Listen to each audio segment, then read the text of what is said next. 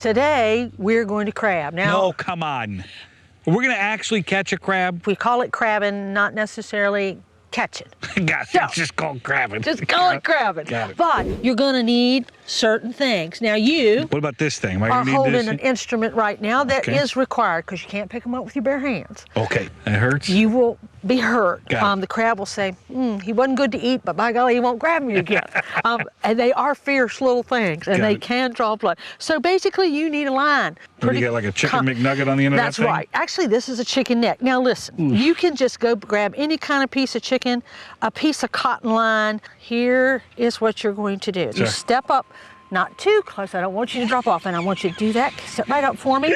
Ready? And on three. Are you ready? And on the other end, I want you. Are you ready? Drop it. Oh. You're crabbing. Oh my gosh, I'm already having more fun. So now it's time to be patient, and you want to feel that string because you're going to feel a little jerk on your line, and then you very slowly start drawing it up. Because the crab doesn't know it's going up, essentially. Not yet. He's not too familiar with an elevator, so you want to make sure that you bring him up slowly. Again, crabbing is a little bit about patience, but guess what? While you're out here being patient, look what you get to see. We're not on our phones. Nope. We're not watching television. Nope. We're not playing video games. We're just visiting about catching crabs. And take a breath. Isn't it fantastic? Yeah, you know, it is nice out here.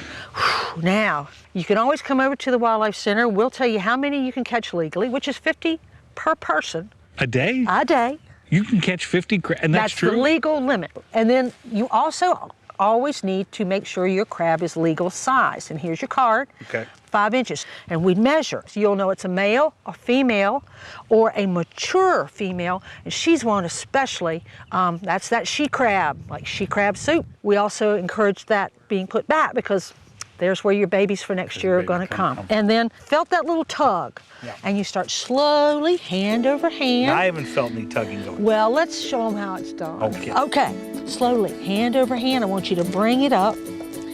And we do it slowly, and we watch. And when we start seeing the top of the bait, if there's a crab, I'm going to be down here real slow. I think I caught it. Hey! I did. Well, at least you weren't snookered. We have a catch of the day.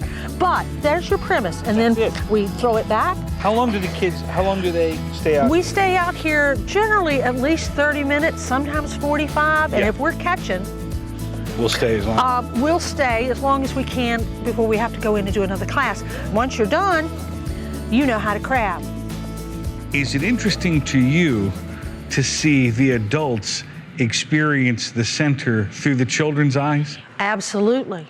Because what could be better than taking a child outside, crabbing, fishing, a squirrel, a rabbit, which we have out back, and they've seen them for the first time. Yeah. This county is a pretty unique county in the state of North Carolina, certainly from a natural perspective, among other things. Yes.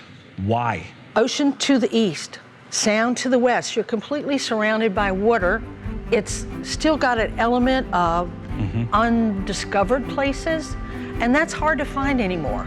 We have maritime woods to our north, and of course the marshes out here to the south of us, and it still has that sense of a place that you're the first person to ever go there. When you come across the bridge and you turn left and you just keep going, and you find a lot of things just sort of melt away, it almost feels a little bit like you're traveling a little bit back in time. We were famous long before tourism. Tourism was duck hunting back then, and bass fishing. Roads in Currituck had names like Purgatory. They were so bad. And then you got to the dock because you'd made it that far. Right. Now you got to the dock. You got in a boat, and it wasn't a 135 Honda on the back. It was a gas boat. You chip, chip, chip, chip, and you came across the sound. And so you could come here and probably not see people at all, except for where you were, and you had people to help take care of you, the hunt clubs. And even if you lived over here, it wasn't developed. You learned how to take care of yourself, and that held on for the longest time. Whereas the South Beach became more of a resort area, this still was left as it was, and we have the most fantastic maritime woods here as well. What do you love the most about your gig? This, sharing it with other people, coming in and explaining this to them.